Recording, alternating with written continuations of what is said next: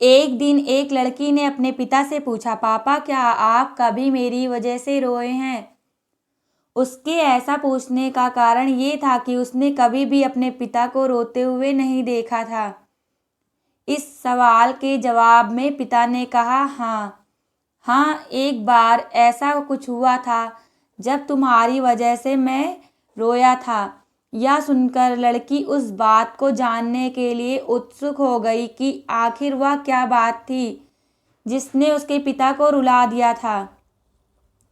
इस उत्सुकता को शांत करने के लिए पिता वह किस्सा सुनाने लगा।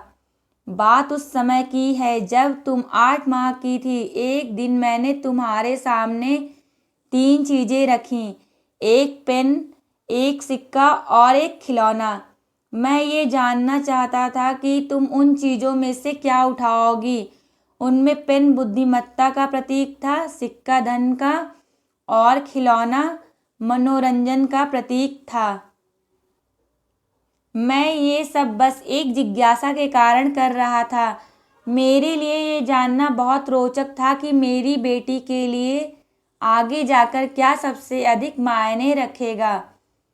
मैं तुम्हारे सामने बैठकर बेसब्री से तुम्हारे अगले कदम का इंतजार कर रहा था। मैंने देखा कि कुछ देर बैठकर तुम उन चीज़ों को देखती रही, फिर घुटने के बल पर चलते हुए उनकी ओर बढ़ी।